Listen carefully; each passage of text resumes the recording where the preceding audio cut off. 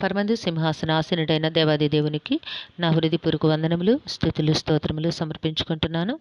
అందరికీ శుభోదయం. ఈ దినాన మహోన్నతుడైన దేవాది దేవుడు నీకు అనుగ్రహించిన వాక్కు, ఆయన చేసిన నిబంధనను, ఆయన నియమించిన శాసనములను గైకొని వారి విషయములో యెహోవా త్రోవలనియు కృపా సత్యమయములై ఉన్నవి.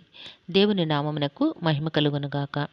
ఈ మాటలు కీర్తనాకారుడైన దావీదు గారు రాసిన కీర్తనల గ్రంథము 25వ అధ్యాయము 10వ వచనములో వ్రాయబడి ఉన్నవండి.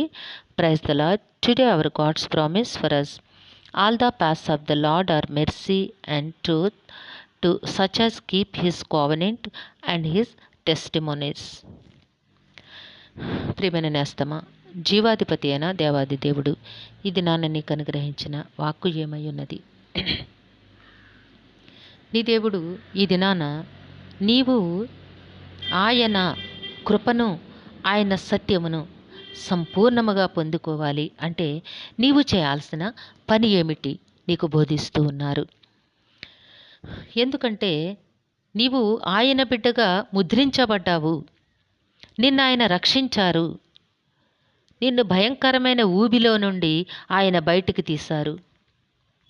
ఎట్టి ఊబిలో నుంచి నీవు తీయబడ్డావో నీ హృదయమునకు ఎరుకే.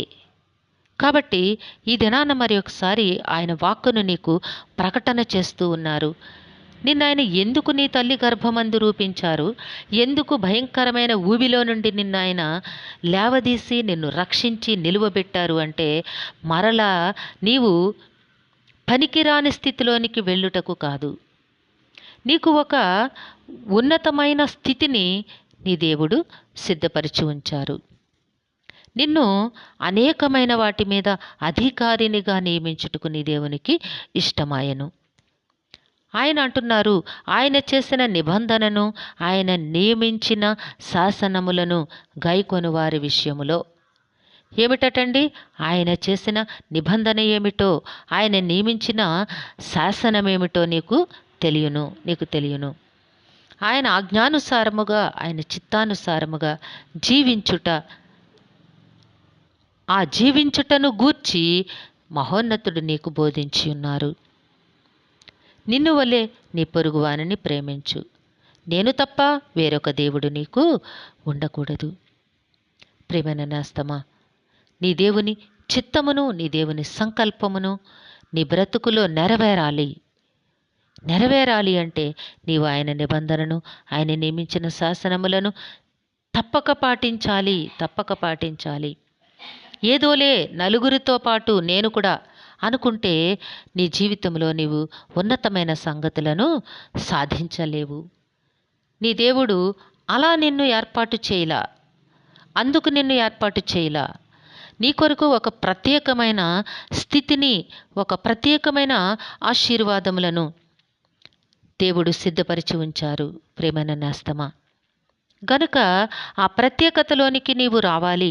ఆ ఆశీర్వాదములకు, ఆ ఉన్నతమైన స్థానమునకు నీవు వెళ్ళగలగాలి అంటే నీ బ్రతుకును నీవు చాలా దేవునికి ఇష్టమైన వానిగా జీవించుటకు మలచుకోవలెను.